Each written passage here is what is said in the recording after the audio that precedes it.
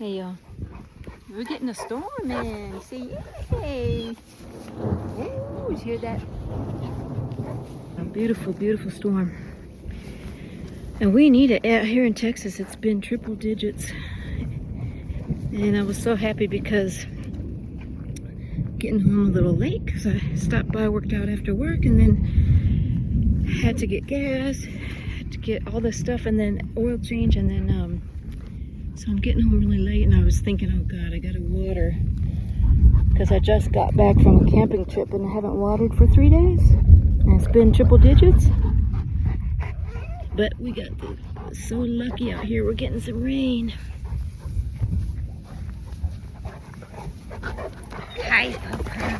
Oh, you see that? They almost took my knees out. Hi, Papa. Yeah, so they just probably waking up. They probably woke up about 30 minutes ago or an hour ago, maybe. Look at her persisting. Look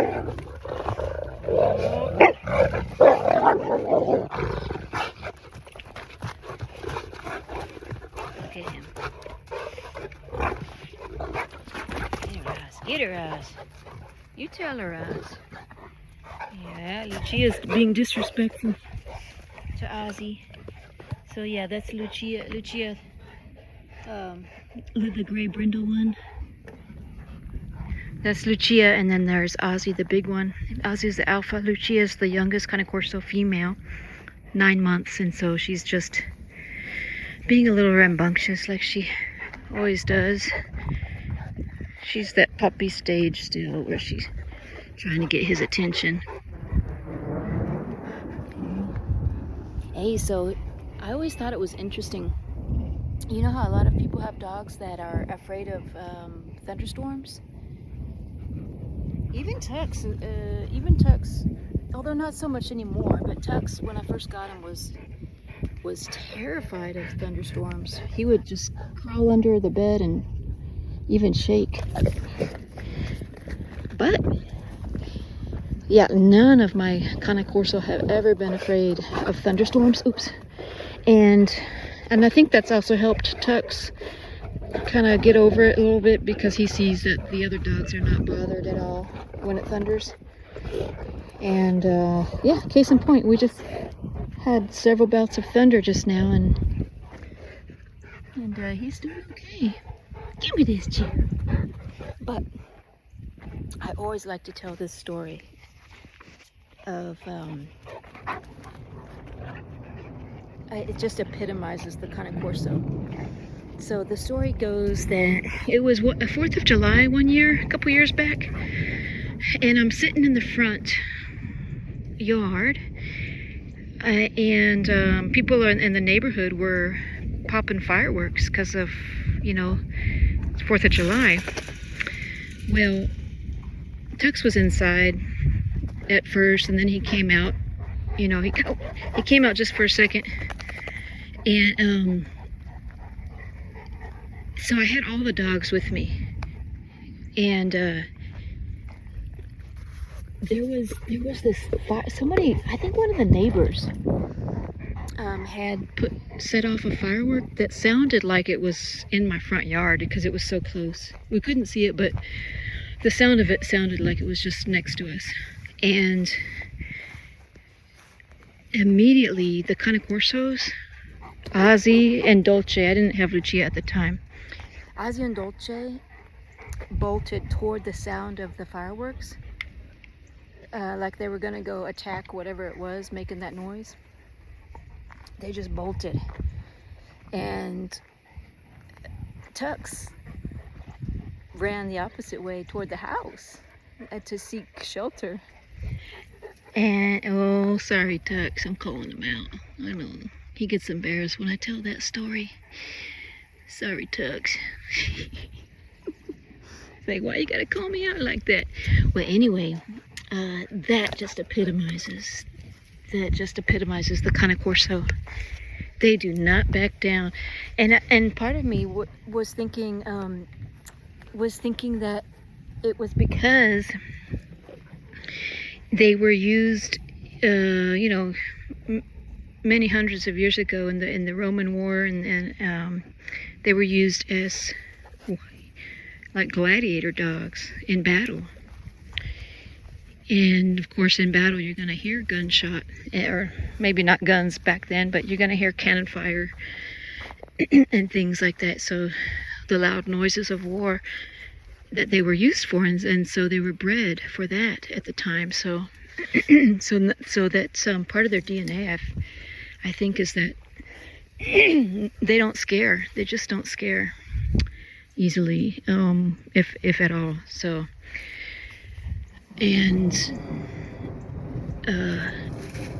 so I think that might be part of why fireworks and storms don't even faze them.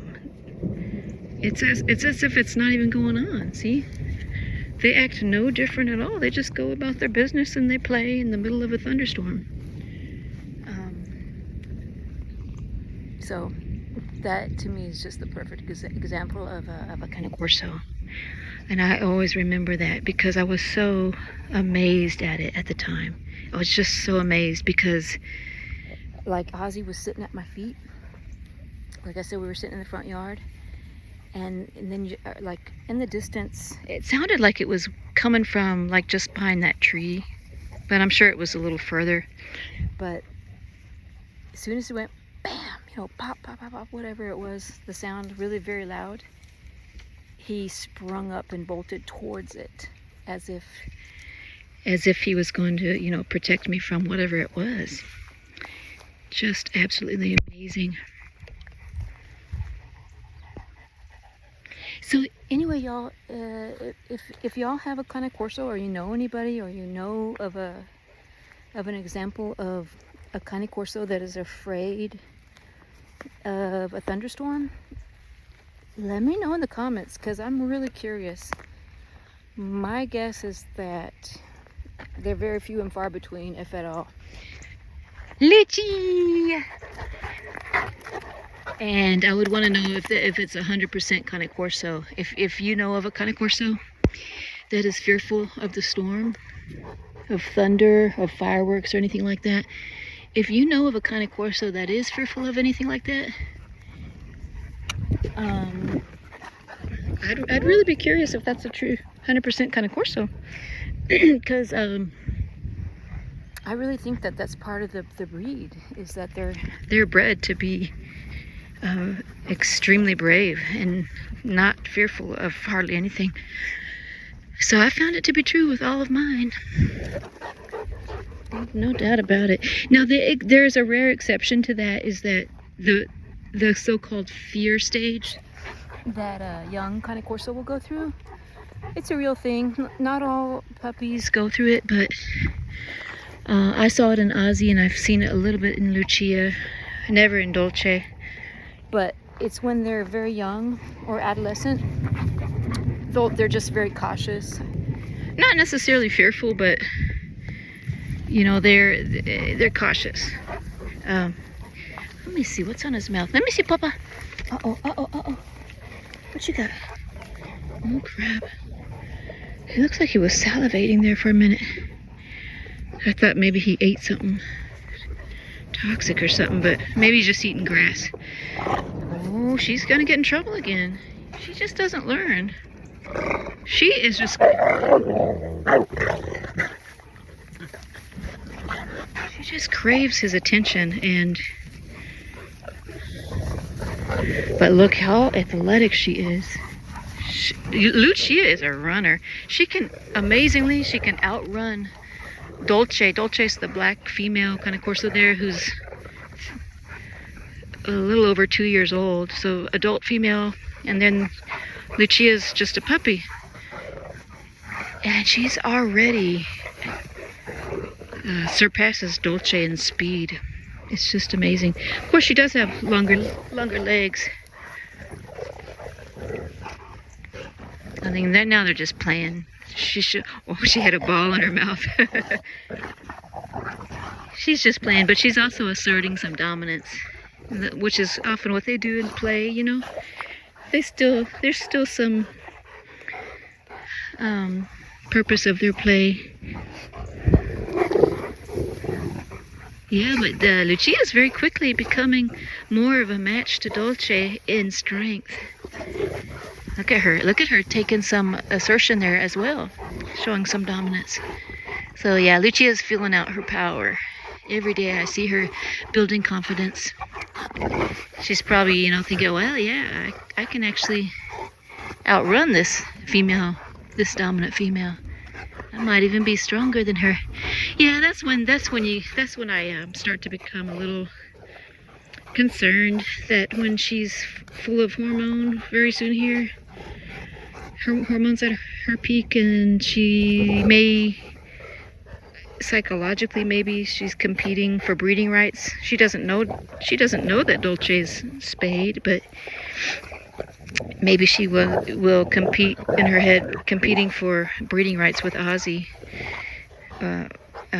competing against Dolce. So that's when the conditions are at high risk for a fight to develop. I think I talk about it every video because it's constantly on my mind.